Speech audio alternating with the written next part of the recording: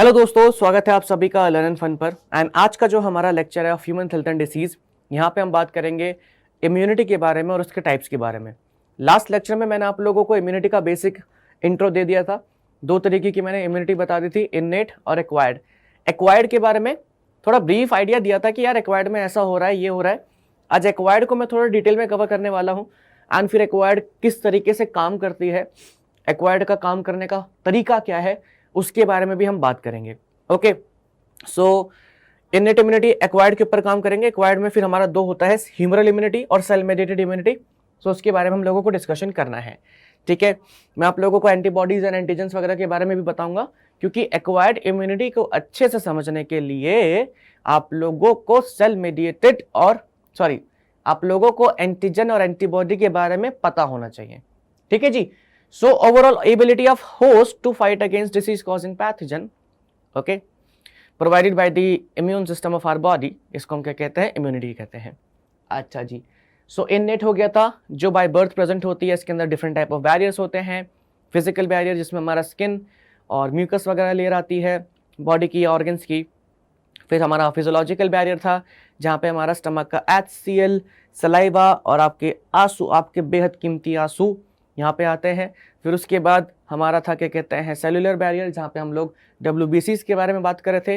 फिर हमारा था एक साइटोकाइन बैरियर, जहाँ पे हम लोगों ने इंटरफेरॉन की बात करी थी, जो कि एक प्रोटीन है। कौन बनाते हैं? वायरस से इन्फेक्ट हुए सेल्स। और ये जो प्रोटीन है ये दूसरे सेल्स को बचाती है फ्रॉम फर्दर वायरस इन्फेक्शन, या उस दूसरे सेल्स को बचाती है ताकि उनको भी वायरस इन्फेक्ट ना कर दे। सो ये सारी की सारी जो इम्यूनिटी होती है हमारी बॉडी के अंदर बाय बर्थ होती है, एंड इन सारी इम्यूनिटी को हम कहते हैं इननेट इम्यूनिटी। अब हम बढ़ते हैं एक्वायर्ड इम्यूनिटी की तरफ। ठीक है, एक्वायर्ड इम्यूनिटी का बेसिक जो आइडिया था लास्ट लेक्चर में मैंने आपको दिया था कि भैया मान लीजिए आप राजा हैं।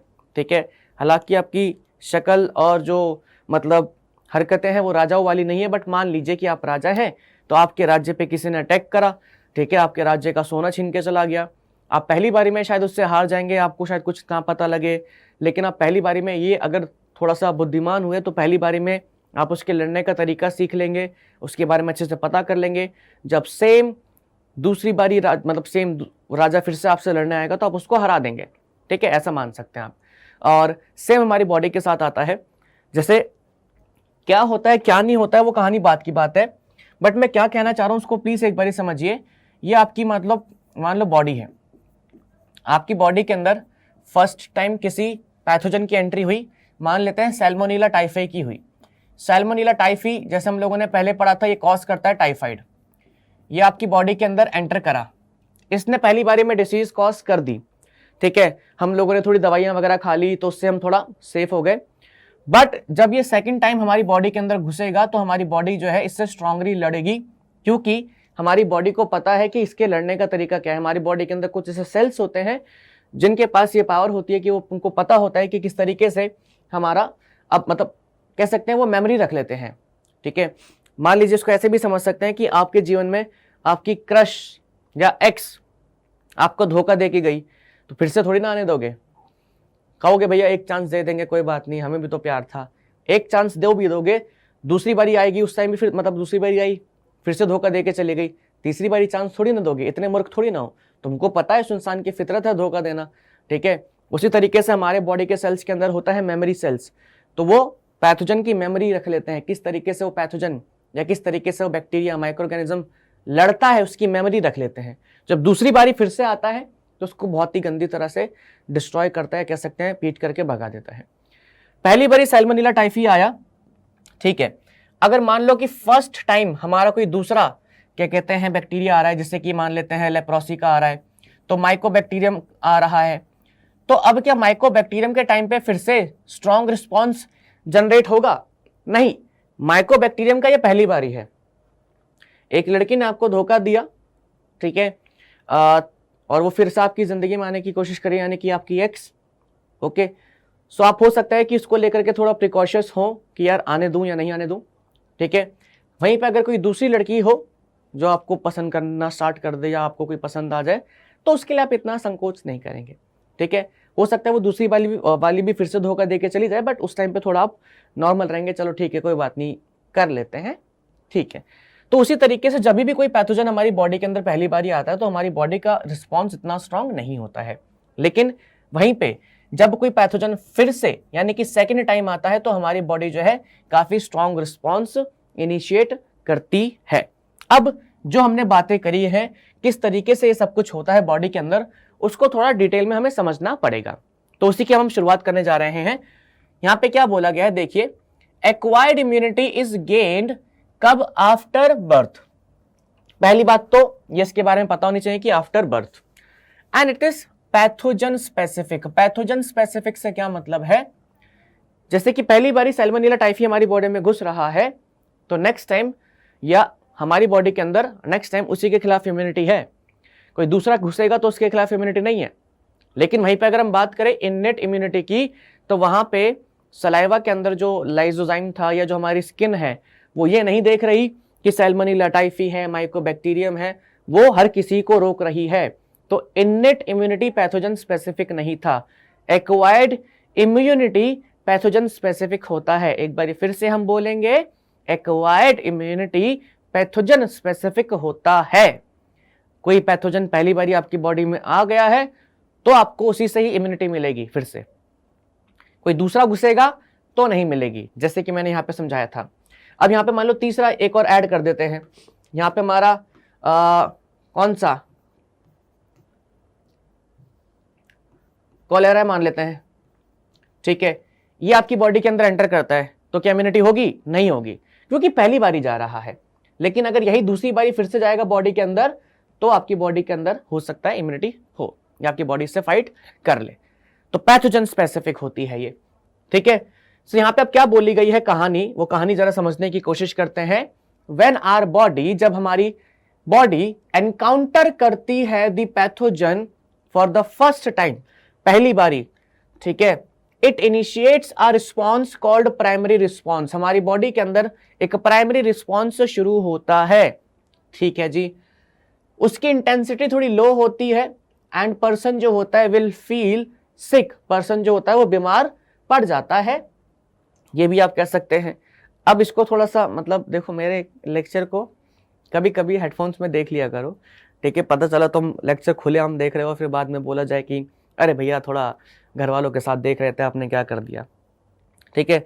सो आप एक्वायर्ड इम्यूनिटी को ऐसे भी समझ सकते हैं कि वो नहीं होता कि पहला पहला प्यार है, जीवन में जब कोई पहली बारी आता है तो हमें बहुत अच्छा लगता है, ठीक है, सब कुछ अच्छा लगने लगता है कि हाँ भाई होता रहे, कोई दिक्कत नहीं है, कोई नहीं रोकता, सब बढ़िया है, ठीक है। और जब जीवन में आ जाता है और फिर ऐसा मतलब काट के जाता है कि मतलब पूरा का पूरा तबाह कर देता है, ठीक है। सो जो कांड होता है पहली बार ही होता है, दूसरी बार तो हम खुद भी संभल जाते हैं, तो पहली बार भी संभल के रहिए तो आपके लिए अच्छा रहेगा, ठीक है जी। सो सेम हमारे इम्यूनिटी के साथ है, कोई बैक्टीरिया पहली बार आता है तो उसको थोड़ा आराम से लिया जाता है, लाइटली लिया जाता है, बाकी दूसरी बार तो फिर हमारी बॉडी कहती है कि अब तो तुम्हें नहीं छोड़ेंगे, ठीक है। जैसे अपनी एक्स को हम दूसरी बारी बोल देते हैं कि अब आप रहने दीजिए, ठीक है, जितना आपने दुख देना था, जितना कष्ट देना था, आप दे चुके हैं। चलिए जी आगे आते हैं। नाउ व्हेन स्पेसिफिक एंटीजन, अब यहाँ पे क्या बात बोली गई है, इसको जरा आगे sorry now when specific antigen enter करता है into the body of a person, specific B and T cells, आपके specific B and T cells start dividing to produce effector B and T cells, अच्छा जी, for controlling disease, and also produce करते हैं memory B and T cells. These are stored in the spleen, lymph nodes throughout the life. अब देखो इसको ऐसे समझिए कि आपकी बॉडी के अंदर, जैसे हम लोग टाइप्स ऑफ WBCs पढ़ते हैं, आप लोग क्लास 11th में ये पढ़ चुके हैं, सो मैं इतना उम्मीद करता हूं कि आपको पता होगा कि हमारे WBCs के दो टाइप्स होते हैं, दैट इज बी लिम्फोसाइट्स, ठीक है, and T lymphocytes, B lymphocytes and T lymphocytes. बहुत सारे बच्चे हमसे पूछते हैं कि भैया इनको बी लिम्फोसाइट्स और टी लिम्फोसाइट्स क्यों कहते हैं, क्योंकि ये जो लिम्फोसाइट है, बी वाले लिम्फोसाइट्स, ये बोन मैरो में मैच्योर करते हैं, ठीक है, इसलिए इसको बी लिम्फोसाइट कहते हैं। ये जो नीचे दूसरे वाले लिम्फोसाइट्स होते हैं, ये थाइमस में मैच्योर करते हैं, ये थाइमस में बड़े होते हैं, इसलिए इसको टी लिम्फोसाइट कहते हैं। ठीक है, तो हमारी बॉडी के अंदर ये दो टाइप ऑफ डब्ल्यूबीसीज है। आप लोगों ने पढ़ा होगा ग्रैनुलोसाइट और ये ग्रैनुलोसाइट। ठीक है, तो ग्रैनुलोसाइट्स में हमारा बेसोफिल्स, इसोनोफिल्स और न्यूट्रोफिल्स आता है। एक ग्रैनुलोसाइट्स में आते हैं हमारे मोनोसाइट्स, मैक्रोफेजेस, ठीक है, और लिम्फोसाइट्स। तो लिम्फोसाइट्स में दो टाइप्स होते हैं, that is B lymphocytes and T lymphocytes. ठीक है जी, बहुत खूब। अब बी लिम्फोसाइट्स और टी लिम्फोसाइट्स की खास बात होती है, जैसे ही हमारी बॉडी के अंदर कोई भी पैथोजन आता है उसको पता लग जाता है कि यार ये ना मतलब हमारे लिए अच्छा नहीं है। जैसे हमारे जीवन में ना दो दोस्त होते हैं हमेशा। ठीक है, आपको पहली बार कोई पसंद आया है, किसी से मतलब मोहब्बत हुई है, आपको शायद समझ में ना आए कि यार ये हमारे लिए अच्छा है या बुरा है ना। आपको लग रहा होता है सब कुछ बढ़िया चल रहा है, मजे आ रहे हैं, अच्छी बात है, चलने देते हैं। लेकिन वो जो दोस्त साइड में होते हैं ना, ठीक है, वो कह देते हैं कि भाई ये ना बंदी ठीक नहीं है, या ये जो बंदा है वो तेरे लिए ठीक नहीं है, थोड़ा बच के रहे। मतलब कि आपसे पहले आपके दोस्तों को वाइब आ जाती है कि ये जो सामने वाला इंसान है वो ठीक नहीं है। ये पता नहीं अलग से टैलेंट होता है दोस्तों में, बट ठीक है, कोई बात नहीं, इसको मान लेते हैं। तो उनको वाइब आ जाती है कि हाँ भाई ये हमारे लिए ठीक नहीं है। अब आप उनकी बात पे भरोसा करें ना करें, क्योंकि आपको तो सब कुछ बढ़िया लग रहा है, आपके तो जीवन में मतलब बहारें आ रखी हैं, तितलियां उड़ रही हैं, गाने बज रहे हैं, है ना। लेकिन 3-4 महीने बाद तुमको रियलाइज होता है कि हाँ मेरे दोस्त सही कह रहे थे, हाय, तो फिर बाद में अपने आप तुम लाइन पे आ जाते हो। उसी तरीके से बी लिम्फोसाइट्स और टी लिम्फोसाइट्स हमारी बॉडी के वो दोस्त हैं, जब कोई पैथोजन आता है तो ये अपना काम करना चालू कर देते हैं, पता लगाना चालू कर देते हैं कि हमारी बॉडी के लिए ठीक है या नहीं है। तो ये डिफरेंशिएट करते हैं, कह सकते हो ये अपने कह सकते हो जो लिम्फोसाइट्स हो ना, दो कैटेगरीज में ये डिवाइड करते हैं और दो तरीके के सेल्स बनाते हैं। कौन कौन से? एक बनाता है हमारा ये memory B cells, memory B cells, और दूसरा ये बनाते हैं क्या, effector B cells, effector B cells. इसको आप प्लाज्मा सेल्स भी कह सकते हैं, प्लाज्मा सेल्स भी कह सकते हैं।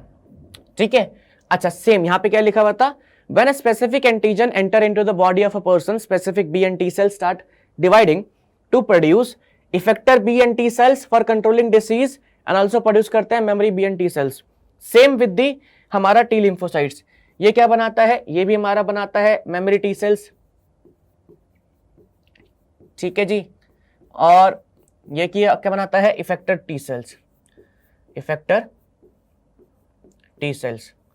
देखो ये जो इफेक्टर सेल्स है हमारे, ये जो इफेक्टर सेल्स है हमारे, ये वाले, ठीक है, ये वाले इफेक्टर सेल्स जो है ये क्या करते हैं, ये फाइट करते हैं किससे, पैथोजन से। ये फाइट करते हैं पैथोजन से, इनका सिर्फ लड़ने का काम होता है किससे, पैथोजन से, जो भी हमारी बॉडी के अंदर एंटर किया है। Memory B and T cells आप लोग देख रहे हैं, नाम में लिखा है मेमोरी। ये क्या करते हैं, ये पैथोजन की मेमोरी, किस तरीके से पैथोजन फाइट कर रहा है, क्या उसकी प्रॉपर्टीज हैं, ऐसा क्या करेंगे या किस तरीके से उसको डिस्ट्रॉय कर सकते हैं, ये उसका मतलब ध्यान रखते हैं। So when a specific antigen enters into the body of a person, specific B and T cells start dividing to produce effector B and T cells, जो डिसीज को कंट्रोल करते हैं प्राइमरी रिस्पॉन्स के दौरान, ठीक है, एंड प्रोड्यूस करते हैं memory B and T cells, जो क्या करते हैं, जो उस पैथोजन की मेमोरी ले लेते हैं। और लेने के बाद आप कहेंगे भैया हमारी बॉडी के अंदर पहली बारी कोई अगर पैथोजन आ रहा है तो उसकी मेमोरी लाइफ टाइम कैसे रहती है, क्योंकि कुछ डब्ल्यूबीसीज जो होते हैं हमारे थ्रू आउट लाइफ जिंदा रहते हैं। यहाँ पे आप देख सकते हैं लिखा हुआ है कि बाद में ये जो मेमोरी बी सेल्स और टी सेल्स जो है ये स्प्लीन में और लिम्फ नोड में जाकर के थ्रू आउट द लाइफ पड़े रहते हैं, और जैसे सेम पैथोजन आता है तो ये एक्टिवेट हो जाते हैं और ये उसके खिलाफ फिर लड़ाई शुरू करते हैं। ओके, ये हमारी बॉडी का एक खास सिस्टम है। अब आप कहेंगे भैया अगर यहाँ पे इफेक्टर बी सेल्स और टी सेल्स बन रहे हैं जो हमारे पैथोजन से लड़ाई कर रहे हैं, तो हमें डिसीज क्यों हो रही है फिर भी, क्योंकि वो उस टाइम पे रिस्पॉन्स कैसा है, वीक है। अगर ये बहुत सारे मेमोरी बी सेल्स और टी सेल्स बनते तो हो सकता था हमारा जो डिसीज है हमें ना होता, बट उस टाइम कम बनते हैं, तभी हम लोगों को मेडिसिन की जरूरत पड़ती है। तो मेडिसिन जो है हमारी बॉडी का इम्यून सिस्टम थोड़ा सा एनहांस करती है, या वो जो पैथोजन है या जो बैक्टीरिया है उसको किल करती है। ठीक है, so if the same pathogen enters our body again, तो मेमोरी बी सेल्स जो हैं एंड टी सेल्स जो हैं, ठीक है, वो क्या करेंगे, एक मिनट रुको, again, so memory B cells, हाँ, if same pathogen enters our body again, memory B cells और टी सेल्स जो थे, ठीक है, ये इमीडिएटली करेंगे डिवाइड करना, और ये memory B cells and T cells हमारे कहाँ पे स्टोर थे, जो लिम्फ नोड और स्प्लीन में स्टोर थे, यहाँ पे लिखा हुआ है स्प्लीन एंड लिम्फ नोड में स्टोर थे, ठीक है। ये डिवाइड करेंगे, स्टार्ट करना, और फिर से बनाएंगे क्या, effector cells and B cells, ठीक है। और इसको हम कहते हैं सेकेंडरी रिस्पॉन्स और एनामेस्टिक रिस्पॉन्स। क्या कहते हैं, एनामेस्टिक रिस्पॉन्स, ठीक है। एमनेस्टिक भी कह सकते हैं और कुछ भी तरीके से आप प्रोनाउंस कर सकते हैं, एनामेस्टिक भी कह लो या एनमेस्टिक भी कह लो या नेमेस्टिक भी कह लो, अलग अलग तरीके से इसको प्रोनाउंस किया जाता है, ठीक है जी। सो जब सेम पैथोजन हमारी बॉडी के अंदर आता है तो ये जो हमारे स्प्लीन और लिम्फ नोड्स में बी और टी सेल्स पड़े थे, दे स्टार्ट डिवाइडिंग, और ये बनाते हैं क्या, अब सिर्फ और सिर्फ इफेक्टर बी सेल्स, क्योंकि मेमोरी बी सेल्स की जरूरत नहीं है, मेमोरी तो ले ली है। अब क्या बनाते हैं, ये इफेक्टर सेल्स जो फाइट करने वाले थे वो सेल्स बनाते हैं, ठीक है। और ये जो सेकेंडरी टाइम पे बनते हैं इफेक्टर बी सेल्स और टी सेल्स, बहुत ज्यादा बनते हैं, बहुत ज्यादा बनते हैं, तो इस टाइम पे रिस्पॉन्स काफी कैसा मिलता है, इंटेंसिफाइड मिलता है या हाई इंटेंसिटी का मिलता है। तो प्राइमरी रिस्पॉन्स हमारा कैसा था, लो इंटेंसिटी का था, लेकिन सेकेंडरी रिस्पॉन्स जो हमारा it is of high intensity, तो हमारा जो पैथोजन है उसको डिस्ट्रॉय कर दिया जाता है और सेकेंड टाइम पे आपको डिसीज नहीं होती है, ठीक है। आप लोगों ने बहुत सारे केसेस सुने होंगे, जब किसी इंसान को एक बारी कोविड हो गया है तो उसको दूसरी बारी कोविड नहीं हुआ था, ठीक है। अब आप कहेंगे भैया हम ऐसे लोगों को भी जानते हैं जिनको एक बारी कोविड हुआ, दूसरी बारी भी हुआ, तीसरी बारी भी हुआ, उनको हो रहा है क्योंकि उनका इम्यून सिस्टम वीक है। अगर एक नॉर्मल हेल्दी इंडिविजुअल की बात करें तो यहाँ पे ऐसे ही हमारा सिस्टम काम करता है। मेरे को सिर्फ एक बारी कोविड हुआ, दूसरी बारी कोविड नहीं हुआ, मैंने वैक्सीन तक नहीं लगवाई थी, ठीक है। 2 साल बाद तो मैंने शायद आगे कुछ 3-4 महीने पहले मैंने वैक्सीन लगाई थी, फर्स्ट डोज, ठीक है। सो अगर आपको एक बारी कोई डिसीज हो रही है और आप एकदम बिल्कुल हेल्दी हैं, अच्छे तरीके से खाना पीना खा रहे हैं, आपका इम्यून सिस्टम स्ट्रांग है, सो आपको डिसीज दूसरी बारी सॉरी नहीं होगी, ओके। चलो, so primary and secondary immune response are carried out with help of 2 type of lymphocytes, ठीक है। जैसे कि अभी हम लोगों ने बात करी कि जो प्राइमरी और सेकेंडरी इम्यून रिस्पॉन्स है उसके अंदर 2 तरीके के लिम्फोसाइट्स इन्वॉल्व हैं, B lymphocytes and T lymphocytes, ठीक है। और ये करते हैं 2 तरीके की हमें इम्यूनिटी प्रोवाइड करते हैं, ह्यूमरल इम्यूनिटी और सेल मेडिएटेड इम्यूनिटी। ये जो ह्यूमरल इम्यूनिटी होती है it is provided by B lymphocytes,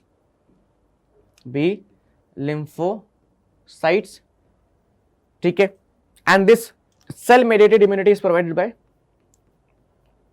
T lymphocytes,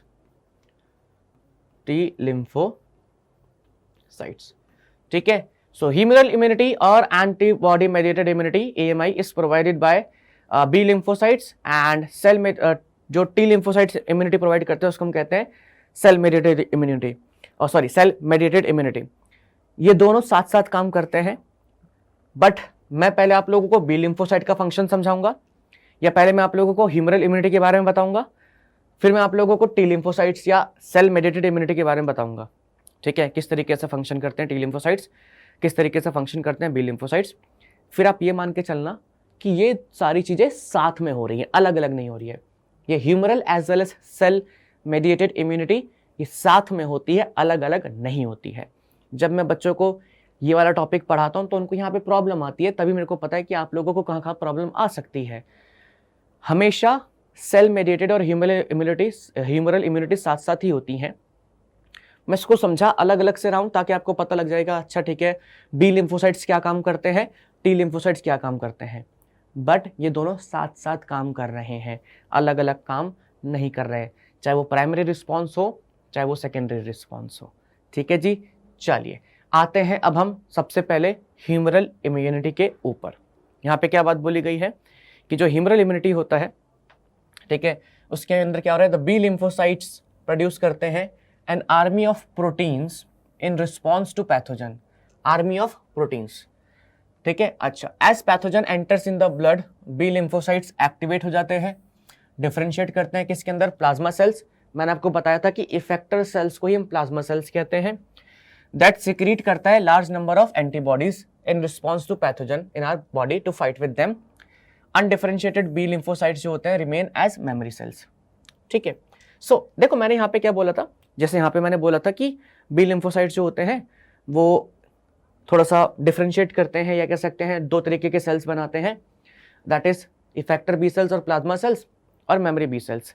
असल में होता क्या है ना, सच बताएं तो कहानी ये है जैसे मान लीजिए कि यहाँ पे बी लिम्फोसाइट है, ठीक है, यहाँ पे हमारा बी लिम्फोसाइट है। अच्छा, होता क्या है कि इसमें थोड़े से चेंजेस होते हैं, या थोड़ा सा डिफरेंशिएट का मतलब क्या होता है, थोड़ा सा चेंज होना, मैच्योर होना सेल के अंदर, जिसको डिफरेंशिएशन कहते हैं, cell differentiation, and it becomes plasma, या आप कह सकते हैं इफेक्टर सेल, ठीक है। क्या हुआ यहाँ पे, डिफरेंशिएशन हुआ, ठीक है। जिनमें डिफरेंशिएशन नहीं होता, जो एज इट इज रहते हैं, क्योंकि देखो बी लिम्फोसाइट्स को दो काम करने हैं, उसको पैथोजन को भी किल करना है, उसको मेमोरी भी रखनी है, तो वो ऐसा नहीं कर सकता कि सभी कोई प्लाज्मा सेल्स में, इफेक्टर सेल्स में डिफरेंशिएट कर देगा।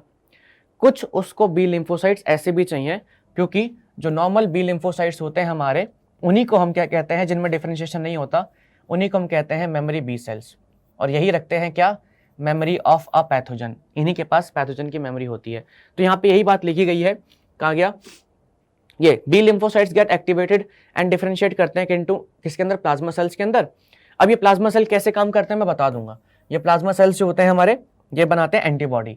नाउ एंटीबॉडी क्या होता है क्या नहीं होता, अभी आई टेल यू एंटीबॉडी किस तरीके से काम करती है सब मैं बताऊंगा, बट ये बनाते हैं हमारे प्लाज्मा सेल्स, ठीक है, इन रिस्पॉन्स टू पैथोजन। अच्छा, अनडिफरेंशिएटेड या कह सकते हैं जिनके अंदर कोई चेंज नहीं होता है, वो एक्ट करते हैं एज अ मेमोरी सेल, और ये हमारे पैथोजन की मेमोरी रख लेते हैं। ओके, सो अब इसके बारे में तो कुछ नहीं पढ़ना, बी लिम्फोसाइट जो अनडिफरेंशिएटेड वाले हैं, इनके बारे में तो कुछ नहीं जानना, क्योंकि ये तो सिर्फ मेमोरी रख रहे हैं ना भाई, लड़ तो नहीं रहे हैं। लड़ कौन रहा है, प्लाज्मा बी सेल्स। क्या बना रहे हैं, एंटीबॉडी बना रहे हैं। तो आपको पता होना चाहिए कि एंटीबॉडी क्या होता है, आपको पता होना चाहिए कि एंटीबॉडी किस तरीके से हमारे पैथोजन को डिस्ट्रॉय करती है, आपको पता होना चाहिए कि एंटीजन, एंटीबॉडी का स्ट्रक्चर, कौन कौन से तरीके हैं पैथोजन को डिस्ट्रॉय करने के। तो वो सारे के सारे चीजें जो है मैं आप लोगों को अब बताने जा रहा हूं, ठीक है। अच्छा जी, नाउ पहली बात तो किस तरीके से पूरा का पूरा प्रोसेस जो है शुरू होता है, इसको जरा समझना जरूरी है। यहाँ पे एक शब्द आप लोगों को दिख रहा है, दैट इज एंटीजन। नाउ एक सवाल आता है कि व्हाट इज एंटीजन। एंटीजन जो शब्द है असल में ये लिया गया है कहां से, दो शब्दों से। वो शब्द कौन से हमारे, एंटीबॉडी,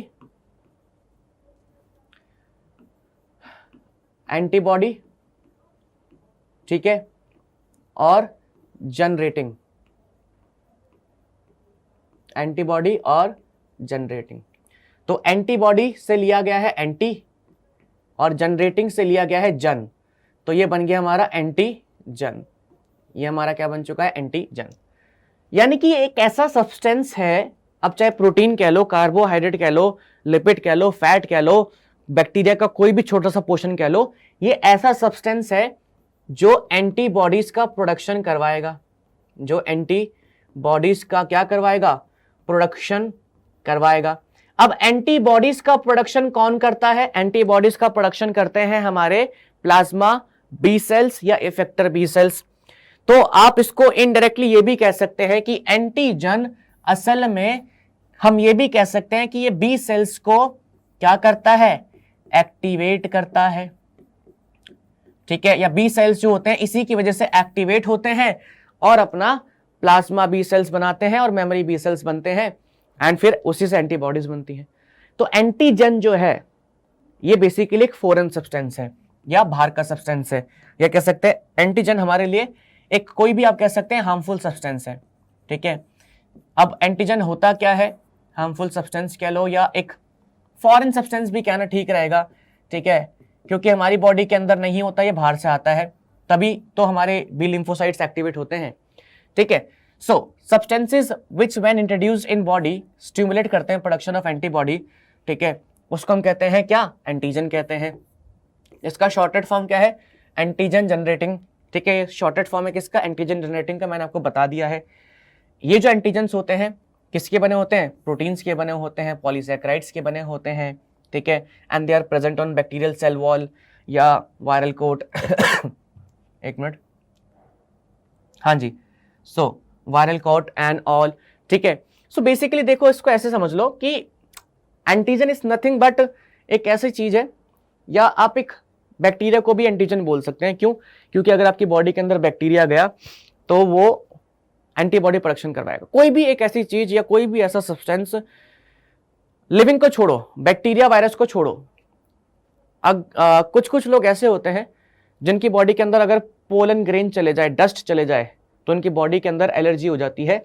एलर्जी भी अभी हम आगे पढ़ेंगे, it is also part of immune response. तो उनकी बॉडी के अंदर उसके खिलाफ एंटीबॉडी बनना शुरू हो जाती है। ठीक है, कोई भी ऐसा सब्सटेंस, चाहे प्रोटीन का बना हो, पॉलीसैकेराइड का बना हो, आरएनए का बना हो, डीएनए का बना हो, किसी चीज का भी बना हो, आपकी बॉडी के अंदर घुस करके वो एंटीजन प्रोडक्शन, एंटीबॉडी प्रोडक्शन करवा रहा है, या आप कह सकते हैं बी लिम्फोसाइट को एक्टिवेट करवा रहा है, तो उसको हम एंटीजन बोलेंगे। बात खत्म, दैट्स इट। ठीक है, बैक्टीरिया हमारा एंटीजन है, वायरस हमारा एंटीजन है। ठीक है, कोई भी पैथोजन हमारा एंटीजन है, क्योंकि वो बॉडी में अंदर घुसेगा, वो बी लिम्फोसाइट्स को एक्टिवेट करेगा, अल्टीमेटली एंटीबॉडी प्रोडक्शन शुरू हो जाएगा। ठीक है, बहुत खूब। अब ये हम लोगों ने जान लिया है। ओके, यूजुअली एंटीजेंस वगैरह जो होते हैं बैक्टीरिया की सरफेस पे होते हैं, वायरस की सरफेस पे होते हैं। ये बात याद रखना, बैक्टीरिया या कोई भी पैथोजन जो है उसकी सरफेस पे ही प्रेजेंट होते हैं। ठीक है, all antigens are not part of micro organisms. हाँ, यूजुअली मैंने बोला था तभी कि ज्यादातर एंटीजेंस जो होते हैं माइक्रोब्स से जुड़े होते हैं या बैक्टीरिया की सरफेस से, वॉल से जुड़े होते हैं, हमेशा नहीं। जैसे एग्जाम्पल के तौर पे पोलन ग्रेन हो गया, सर्टेन फ्रूट्स, कुछ कुछ फ्रूट आप ऐसे खाते हैं जिनको खाने से आपकी बॉडी में एलर्जी हो जाती है और आपकी बॉडी फिर इम्यून रिस्पॉन्स स्टार्ट करती है। अरे भैया, अब वो तो माइक्रो ऑर्गेनिज्म नहीं है ना, लेकिन बॉडी ने तो एंटीबॉडी बना दी, तो एंटीजन तो बोलना पड़ेगा। वेजिटेबल्स भी होते हैं, चिकन खाने से भी एलर्जी होती है, फेदर से भी एलर्जी होती है, बहुत सारी चीज़ें हैं। ठीक है, और किसी दूसरी बॉडी से सेल्स आप ले लीजिए, किसी दूसरे इंसान के ब्लड ले लेते हैं, तो उसकी वजह से भी हमारी बॉडी जो होती है इम्यून रिस्पॉन्स शुरू कर देती है। ब्लड ट्रांसफ्यूजन में आप पढ़ते हैं कि आपको सेम तरीके का ब्लड ही लेना है, अलग अलग तरीके का ब्लड नहीं लेना है। तो किसी दूसरे इंसान के सेल आने से भी आपकी बॉडी के अंदर इम्यून रिस्पॉन्स शुरू हो जाता है। ठीक है, तो ये सारे के सारे एंटीबॉडीज का प्रोडक्शन करवा रहे हैं, तो इसलिए इसको हम एंटीजन बोलेंगे। ठीक है जी, बहुत बढ़िया। नाउ अब हम बार बार ही कह रहे हैं कि एंटीबॉडी एंटीबॉडी एंटीबॉडी, कोई भी ऐसा सब्सटेंस जो बॉडी के अंदर घुसे एंटीबॉडी बनवाए, एंटीबॉडी बनवाए। एंटीबॉडी असल में है क्या, ये जानते हैं पहले, फिर उसके बाद हम लोग ये जानेंगे कि एंटीबॉडी किस तरीके से एक पैथोजन को या किस तरीके से माइक्रो ऑर्गेनिज्म को डिस्ट्रॉय करवाने में हेल्प करती है या करती है। ठीक है, करवाती है और करती कैसे है, दोनों चीजें करती है, क्योंकि एंटीबॉडी माइक्रो ऑर्गेनिज्म को खुद से भी डिस्ट्रॉय कर सकती है और ये उसको डिस्ट्रॉय करवाती भी है। देखो, एंटीबॉडीज का अगर मैं बेसिक फंक्शन बताऊं ना, कैसे काम कर रही है, अभी क्या होती है एंटीबॉडीज, अभी रुक जाइए, किस तरीके से काम कर रही है ये। जैसे कि आप इसको ऐसे समझ लो कि एंटीबॉडी जो है ना, वो शहर की पुलिस है। पुलिस क्या करती है, चोर को पकड़ के लेके जाती है कोर्ट में, कोर्ट उसको सजा देता है, जो भी करना होता है वो करता है। उसी तरीके से, या कभी कभी पुलिस जो होती है वो क्या करती है, अगर छोटा मोटा केस है तो खुद ही निपटा देती है, खुद ही उसको मतलब अच्छे तरीके से खातिरदारी कर कुरा करके सही कर देती है। ठीक है, तो सेम विद द एंटीबॉडी, तो ये पैथोजन को खुद से डिस्ट्रॉय कर देती है। कभी कभी ये क्या करती है, पैथोजन को पकड़ लेती है, इकट्ठा कर लेती है और उसको मैक्रोफेज को, जो बड़े बड़े फैगोसिटिक सेल्स होते हैं, मोनोसाइट्स, मैक्रोफेज, उनके सामने लेकर के आ जाती है, उनको खिला देती है। मैक्रोफेज के अंदर, मोनोसाइट के अंदर तो क्या भरे हैं, डाइजेस्टिव एंजाइम्स भरे हैं, तो वो बैक्टीरिया को और वायरस को डिस्ट्रॉय कर देते हैं। मैक्रोफेजेस का फंक्शन, मोनोसाइट्स का फंक्शन क्या है, फैगोसाइटोसिस। फैगोसाइटोसिस क्या होता है, जैसे अमीबा अपने खाने को पकड़ के अपने अंदर ले लेता है और उसको पूरा का पूरा डाइजेस्ट कर लेता है, उसी तरीके से मोनोसाइट्स और मैक्रोफेजेस क्या करते हैं, बैक्टीरिया वायरस वगैरह को पकड़ के अपने अंदर ले लेते हैं। ठीक है, और पूरा का पूरा डिस्ट्रॉय कर देते हैं। तो एंटीबॉडी या तो पैथोजन को खुद से डिस्ट्रॉय कर देगी, ठीक है, या वो क्या करेगी, या वो इसको पकड़ करके किसी बड़े से मैक्रोफेज के पास ले जाएगी, वो मैक्रोफेज उस पैथोजन को खा जाएगा। सिंपल। हाँ, साथ में एंटीबॉडी को भी खा जाता है, तो बट क्या दिक्कत है, एंटीबॉडी तो बनी रही है ना बॉडी में प्लाज्मा सेल्स तो बना ही रहे हैं ना, क्या दिक्कत है। ठीक है, अच्छा, अब वापस से आते हैं एंटीबॉडीज के जरा टाइप्स के बारे में डिस्कशन करते हैं। हमारे एंटीबॉडीज जो होती हैं उसको हम इम्यूनोग्लोबिन भी कहते हैं। क्या कहते हैं, इम्यूनोग्लोबिन कहते हैं। अभी इसका स्ट्रक्चर डिस्कस कर रहे हैं हम लोग, इम्यूनोग्लोबिन कहते हैं। बहुत बढ़िया। Each antibody molecule has 4 peptide chain, 4 peptide कह लो या प्रोटीन चेन। हर एंटीबॉडी के अंदर हम लोगों को 4 प्रोटीन चेन देखने को मिलती है। आप जैसे यहाँ पे देख सकते हैं 1 2 3 4, 2 छोटी हैं 2 बड़ी हैं, बट टोटल कितनी है, 4 हैं। तो 4 यहाँ पे हम लोगों को प्रोटीन चेन्स या पेप्टाइड चेन्स देखने को मिलती हैं। जो छोटी वाली होती है, स्मॉल वाली, उसको हम लाइट चेन भी बोलते हैं। क्या कहते हैं? लाइट चेन भी बोलते हैं। जो बड़ी वाली होती है उसको हम थोड़ा हैवी चेन भी बोलते हैं। ठीक है, अच्छा, क्योंकि पेप्टाइड है तो इट इज वेरी ऑब्वियस, या प्रोटीन है तो इट इज वेरी ऑब्वियस कि it will be composed of amino acids. मेरे को नहीं लगता कि ये इस स्लाइड में जो भी बातें लिखी हैं उसमें आप लोगों को कोई भी दिक्कत है, कोई भी परेशानी है। मैंने आपको सिर्फ यहाँ पे चेन काउंट करवाई है, और अगर आपको काउंटिंग भी नहीं आती फिर तो थोड़ी दिक्कत हो जाएगी। मैंने क्या बोला? एंटीबॉडी को हम इम्यूनोग्लोबिन भी कहते हैं। ठीक है, एंड इसमें 4 प्रोटीन्स की चेन है, 1 2 3 4 दिख रही है हमको साफ साफ। 2 छोटी दिख रही हैं, 2 बड़ी दिख रही हैं, बहुत खूब।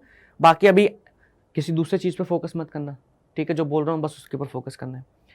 अच्छा, तो जो छोटी वाली है उसको हम लाइट चेन्स बोलते हैं, बड़ी वाली को हम लोग हैवी चेन्स बोलते हैं। ठीक है, अब क्योंकि यहाँ पे 2 लाइट चेन है, 2 हैवी चेन है, तो हम इसका अगर फॉर्मूला बनाते हैं तो हम इसको हम L2H2, ठीक है, लाइट चेन्स 2 हैवी चेन्स 2 ऐसे लिख सकते हैं, ये H2L2, ठीक है, ऐसे इसको लिख करके रिप्रेजेंट करते हैं। आपकी एनसीईआरटी में जो भी दिया होगा उसके बेसिस पे देख लेना। ठीक है, लाइट चेन्स 2 हैवी चेन्स 2, तो L2H2 या heavy chains 2 light chains 2 H2L2, कैसे भी आप इसको रिप्रेजेंट कर सकते हैं। ठीक है जी, यहाँ तक मेरी बातें बहुत ही प्यार से आपके दिमाग में जारी होगी और आपको अच्छी तरीके से कहानी समझ में आ रही होगी। मुझे नहीं लगता कि आपको फिलहाल अभी कोई दिक्कत होगी। थोड़ा सा आगे लेके चलते हैं आपको अब। Now in the region concerned with antigen binding, these regions are extremely variable, whereas in the other regions of the molecule they are relatively constant। ठीक है, each heavy chain and light chain जो होते हैं उसके पास variable और एक constant region होता है। ये हमारा पूरा का पूरा एंटीबॉडी का आपको स्ट्रक्चर दिख रहा है। यहाँ पे 2 लाइट चेन है और ये पर्पल कलर की, और ग्रीन कलर की आप लोगों को यहाँ पे 2 हैवी चेन दिख रही हैं। हमारा जो एंटीबॉडी होता है वो एंटीजन से इस जगह से जुड़ता है, इस जगह से जुड़ता है, एंटीजन से इस जगह से जुड़ता है। ठीक है, या आप अगर एंटीजन बैक्टीरिया की सरफेस पे है तो आप ये भी कह सकते हैं कि हमारी एंटीबॉडी जो है पैथोजन से इस जगह से जुड़ती है, बट हम एंटीजन ही बोलेंगे। ठीक है, क्योंकि एंटीजन सही है, एंटीजन से याद रहेगा।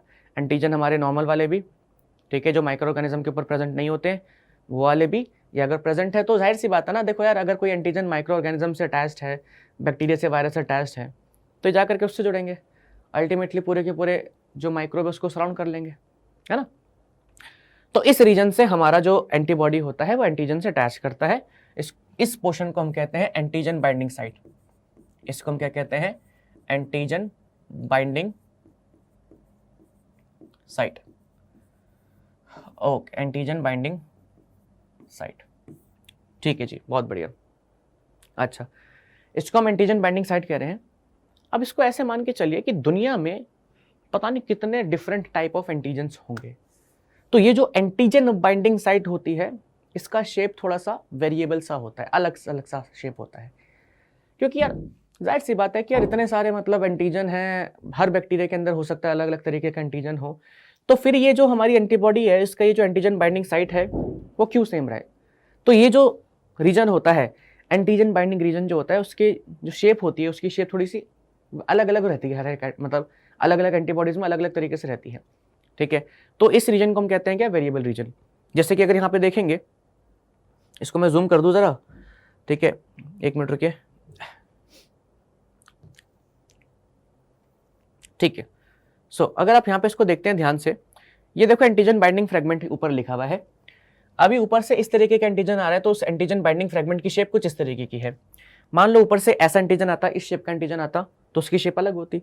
इस शेप का आता तो अलग होती, इस शेप का आता तो अलग होती, इस शेप का आ रहा है, ठीक है, इस शेप का आता तो अलग होती, इस शेप का आता तो अलग होती। तो एंटीजन की शेप अलग अलग हो सकती है, इसलिए हमारा जो एंटीजन बाइंडिंग रीजन जो होता है उसकी शेप भी हम लोगों को काफी अलग अलग देखने को मिलती है। That's why we call this region क्या? Variable region. बाकी पूरा पोर्शन जो है ये एंटीजन से बाइंड करता नहीं है। दूसरे पोर्शन जो बाकी का जो पूरा पोर्शन होता है उसको हम कहते हैं कांस्टेंट रीजन। ठीक है, सॉरी, इसको हम क्या कहते हैं? कांस्टेंट रीजन कहते हैं। ओके, तो अगर आप ध्यान से देखेंगे तो लाइट चेन का कुछ पोर्शन वेरिएबल रीजन में है, हैवी चेन का भी पोर्शन वेरिएबल रीजन में है। ठीक है, तो यहाँ पे यही बात लिखी गई है कि ईच हैवी और लाइट चेन जो होता है उसके पास क्या है? Variable and a constant region. तो लाइट चेन का कुछ पोर्शन वेरिएबल रीजन में है, हैवी चेन का भी है। वहीं पे देखा जाएगा तो नीचे की तरफ तो लाइट चेन का और हैवी चेन का कुछ पोर्शन दोनों का ही कांस्टेंट रीजन में भी है, यानी कि उस रीजन में जिसकी शेप हमेशा सेम रहती है, कोई भी बदलाव वहां पे नहीं होता है। ओके जी, ठीक है। अभी हम लोगों ने क्या पढ़ा? हम लोगों ने अभी तक बस ये पढ़ा कि भाई एंटीबॉडी जो है वो 4 प्रोटीन चेन्स की बनी है, ठीक है, और 2 लाइट हैं या स्मॉल है, और 2 हैवी हैं या लार्ज है, ठीक है, लॉन्ग है, सॉरी, ठीक है। अच्छा, दूसरा बात हमने क्या बोला कि हमारा जो एंटीजन बाइंडिंग साइट होता है, यानी कि एंटीजन बाइंडिंग सेगमेंट जो होता है जहां से हमारी एंटीबॉडी एंटीजन से बाइंड करती है, उस रीजन की शेप चेंज होती रहती है। तो वो जो रीजन होता है उसको हम वेरिएबल रीजन कहते हैं। बाकी का जो पूरा पोर्शन होता है उसकी शेप सेम रहती है, तो that is our constant region, ठीक है। ओके, बहुत बढ़िया। नाउ अब अगर हम बात यहां पे करें, सो ये जो हमारा क्या वेरिएबल रीजन है, इसके अंदर दोनों लाइट चेन्स और हैवी चेन्स आ रही है। सेम कांस्टेंट रीजन के अंदर भी हमारी लाइट चेन्स और हैवी चेन्स दोनों आती है। या आप ऐसे कह सकते हैं कि हर चेन के अंदर वेरिएबल और कांस्टेंट रीजन प्रेजेंट होते हैं, चाहे वो लाइट हो चाहे वो हैवी हो। Okay, L chains are linked to H chains by disulphide links. हमारे जो लाइट चेन होती है, ठीक है, और जो हैवी चेन होती है, they are linked with each other, आपस में जुड़ी होती हैं, क्योंकि 4 अलग अलग प्रोटीन की वो है ना, चेन्स है ना, तो आपस में जुड़ना जरूरी है। तो ये आपस में जुड़ी होती हैं with help of disulphide bridges. अगर आप यहाँ पे ध्यान से देखेंगे तो ये देखो, ये हैवी चेन के बीच में और लाइट चेन के बीच में भी क्या है, डाइसल्फाइड बॉन्ड्स है। दोनों हैवी चेन्स के बीच में भी डाइसल्फाइड बॉन्ड्स हैं, और यहाँ पे भी देखोगे तो हैवी चेन और लाइट चेन के बीच में डाइसल्फाइड बॉन्ड्स आप लोगों को दिख रहे हैं, ठीक है। So heavy chains and light chains are linked with each other with help of disulphide bonds, and heavy chains आपस में भी जुड़ी होती हैं with help of disulphide bonds या लिंकेज, ठीक है जी। यहाँ पे भी आप लोग देख सकते हैं, अच्छे तरीके से आपको क्लियरली दिख रहा है कि ये हमारी एंटीजन बाइंडिंग साइट है, ठीक है, एंड यहाँ पे आपको डाइसल्फाइड बॉन्ड्स दिख रहे हैं बहुत सारे। अच्छा, आपस में भी जैसे लाइट चेन्स अगर देखेंगे, हैवी चेन्स देखेंगे, तो आपस में भी यहाँ पे डाइसल्फाइड बॉन्ड्स होते हैं। ये ऊपर वाला वेरिएबल रीजन होता है, नीचे वाला कांस्टेंट रीजन होता है। ये सारी बातें बता चुके हैं हम। बस अगर आप लोगों से यही पूछते हैं कि हैवी चेन्स और लाइट चेन्स के बीच में कौन से लिंकेज होते हैं, तो आपको बताना होता है डाइसल्फाइड बॉन्ड्स, दैट्स इट, या डाइसल्फाइड लिंकेज, और कुछ नहीं बताना होता, ठीक है। बाकी यहाँ पे थोड़ा सा वो जो एंटीजन बाइंडिंग साइट जो है उसको अच्छे तरीके से दिखाया गया है कि इस रीजन में अलग अलग तरीके की शेप हो सकती है। नाउ अब आपके सामने 2 कॉन्सेप्ट्स हम और लेके आते हैं, that is epitope and paratope. Epitope and paratope. Antigen जो है, इसको ऐसे समझ लीजिए, ओके एक मिनट, ये हमारा बैक्टीरियल सेल है, ठीक है, इसके ऊपर यहाँ पे एंटीजन पड़ा हुआ है, ठीक है, यहाँ पे भी एंटीजन पड़ा हुआ है। अच्छा, हमारी जो एंटीबॉडी होती है वो पूरे के पूरे एंटीजन के साथ बाइंड नहीं कर सकती है। हमारी एंटीबॉडी जो है पूरे के पूरे एंटीजन के साथ बाइंड नहीं कर सकती है, और नहीं करती भी है, क्योंकि कुछ कुछ एंटीजन बड़े होते हैं। हमारी जो एंटीबॉडी होती है वो एंटीजन के एक स्पेसिफिक जगह से बाइंड करती है, ठीक है, स्पेसिफिक जगह से या स्पेसिफिक प्लेस भी कह सकते हैं से बाइंड करती है। एंड दैट स्पेसिफिक प्लेस और जगह उसको हम क्या कहते हैं, एपिटोप कहते हैं। स्पेसिफिक प्लेस जिससे बाइंड करता है हमारा, मतलब जिससे हमारा एंटीजन बाइंड करता है, तो एंटीबॉडीज को हम कहते हैं क्या, एपिटोप। एक बार इसको फिर से ज़रा समझाता हूँ। मैंने क्या बोला कि इसको ऐसे भी समझ लीजिए, एंटीबॉडी से शुरू करते हैं। एंटीबॉडी जो है हमारा जहाँ से बाइंड करता है एंटीजन से, उसको हम क्या कहते हैं, एंटीजन बाइंडिंग साइट, या आप उसको कह सकते हैं पैराटॉप। ठीक है, उसको आप क्या कह सकते हो, पैराटॉप कह सकते हैं, ठीक है, शॉर्ट में पैराटॉप भी चलता है, कोई दिक्कत नहीं है। या एंटीजन बाइंडिंग साइट के पैराटॉप वाला पोर्शन जो होता है वो बाइंड करता है एंटीजन से। अब एंटीजन भी तो बड़ा है ना, ये देख सकते हो ना, इतना बड़ा एंटीजन है, हर जगह से बाइंड नहीं कर सकता ना। तो जहाँ पे सबसे क्लोज कॉन्टैक्ट होता है या जहाँ पे सबसे सुटेबल कनेक्शन बनता है, एक परफेक्ट कनेक्शन बनता है, वहाँ पे जाके हमारी एंटीबॉडी जुड़ती है, किससे, एंटीजन से। और जहाँ पे एंटीजन की जिस जगह से एंटीजन की जिस जगह से हमारी एंटीबॉडी जुड़ती है उसको हम कहते हैं epitope. Epitope is basically part of antigen, it is not part of antibody. Antibody का जो पार्ट जुड़ रहा है उसको हम कहते हैं पैराटोप, एंटीजन के जिस पार्ट से जुड़ रहा है उसको हम कहते हैं एपिटोप। ठीक है, सो ये थोड़ा डिटेल्ड हो जाता है, नहीं याद रखोगे मेरे को कोई दिक्कत नहीं है, मैं बस नॉलेज के लिए बता रहा हूँ कि हाँ भाई ऐसा कुछ एग्जिस्ट करता है, ऐसा कुछ आप लोगों को पता होना चाहिए, मुझे कोई दिक्कत नहीं है। ठीक है, यहाँ पे भी अगर आप देखेंगे तो यहाँ पे देख सकते हैं ये वाला जो पोर्शन आप लोग देख रहे हैं ऊपर वाला, this portion is known as अपना व्हाट, पैराटोप। ठीक है, और ये पूरा का पूरा एंटीजन है, लेकिन इस एंटीजन का सिर्फ यही पोर्शन जो है इस पैराटोप से जुड़ा है, so this portion is known as epitope, this portion is known as epitope and this portion is known as paratope. ठीक है, तो मन है तो पढ़ लो, याद कर लो, नहीं तो मतलब कोई दिक्कत नहीं, क्योंकि नीट लेवल पे कभी कभी ऐसे सवाल पूछ ले जाते हैं। अब हमारी एंटीबॉडीज डिफरेंट टाइप्स की होती हैं, किस बेसिस पे, कि स्ट्रक्चर कैसा है, किस तरीके से एग्जिस्ट कर रही है, क्या क्या उसके फंक्शंस हैं। ओके, एंड ये सो यहाँ पे आप देख सकते हैं IgA एंटीबॉडी, इन सब के बारे में आपको बताएंगे इनका क्या क्या फंक्शन है, तो कहाँ कहाँ प्रेजेंट होती है, म्यूकस सेक्रेशन में, डाइजेस्टिव ट्रैक्ट में, वजाइना में, कोलोस्ट्रम में, आप लोगों ने पढ़ा होगा जब आप हाउ डू ऑर्गेनिज्म रिप्रोड्यूस पढ़ते हैं, या सॉरी ह्यूमन रिप्रोडक्शन पढ़ते हैं, तो मिल्क के अंदर एक एंटीबॉडी प्रेजेंट होती है, तभी बेबी को इनिशियल 6 मंथ्स के लिए फीड करने के लिए बोला जाता है ऑन मदर्स मिल्क। ठीक है, उसको हम कोलोस्ट्रम कहते हैं, तो कोलोस्ट्रम के अंदर IgA एंटीबॉडी होती है। ठीक है, IgD एंटीबॉडी का क्या काम है, किससे एक्टिविटी सप्रेस करती है, IgE का क्या काम है। ठीक है, कौन सी एंटीबॉडी पैरासाइट्स इन्फेक्शन के दौरान रिलीज होती है, ठीक है, एलर्जी के दौरान कौन सी रिलीज होती है, ये बात हम करेंगे। IgG कौन सी एंटीबॉडी है जो प्लासेंटा क्रॉस कर सकती है, सो IgG एंटीबॉडी जो है वो प्लासेंटा क्रॉस कर सकती है, और कोई एंटीबॉडी प्लासेंटा क्रॉस नहीं करती। तो फीटल स्टेज में यही एंटीबॉडी जो है बेबी को प्रोटेक्ट करती है फ्रॉम इन्फेक्शंस। ठीक है, IgM, ठीक है, कैसी स्टेज में एग्जिस्ट करता है, सबसे बड़ा एंटीबॉडी कौन सा है, तो IgM ही है। इसके बारे में हम लोग डिस्कशन करेंगे अपने इन अपकमिंग लेक्चर्स। ओके, सो अभी आते हैं हम लोग क्विज के ऊपर। क्विज का पहला क्वेश्चन आप लोगों के सामने, एंटीबॉडी कंसिस्ट करता है ऑफ हाउ मेनी पेप्टाइड्स, एक एंटीबॉडी के अंदर कितनी पेप्टाइड्स होती हैं, 4 3 2 6। बहुत इजी क्वेश्चन है, बहुत ही सिंपल रखा है मैंने इसको, ज़्यादा मुश्किल करने की कोशिश नहीं करी है। ठीक है जी, फर्स्ट क्वेश्चन है आप लोगों के सामने, अच्छे से प्यार से बता दीजिए।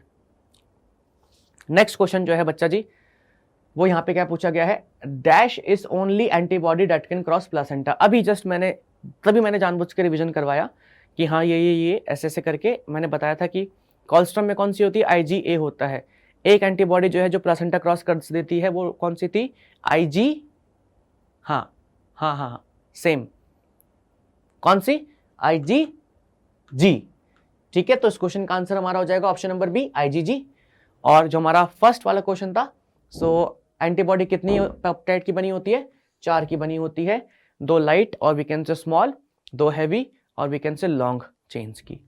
ठीक है, तो जो अपना नेक्स्ट क्लास होगा, नेक्स्ट क्लास के अंदर हम लोग बात करेंगे किसके बारे में, बेसिकली विल टॉक अबाउट हमारा वही टाइप्स ऑफ एंटीबॉडी।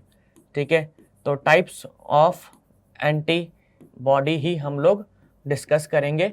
फिर उसके बाद हम लोग देखेंगे क्या, एंटीबॉडी, एंटीजन रिएक्शन, या आप कह सकते हैं किस तरीके से हमारा एंटीबॉडी जो है वो रिएक्ट करता है हमारे बेसिकली एंटीजन के साथ, या किस तरीके से पैथोजन को अटैक करता है। तो ये अपने हम नेक्स्ट सेशन में कवर करेंगे। ठीक है जी, सो मिलते हैं आप लोगों से नेक्स्ट क्लास में, तब तक के लिए अपना अच्छे से ध्यान रखिए। कोई परेशानी हो तो कमेंट सेक्शन में बता देना, बाकी हम आपके पास हैं। ठीक है, डाउट सॉल्व हो रहे होंगे, और नहीं हो रहे होंगे तो मैं एक बार चेक भी करूँगा अभी। ठीक है, क्लासेस वगैरह पास्ट की मैं देख लूँगा कितनी दिक्कतें आ रही हैं, कितनी दिक्कतें नहीं आ रही। ठीक है, मिलते हैं नेक्स्ट क्लास में, तब तक के लिए bye bye and thank you so much.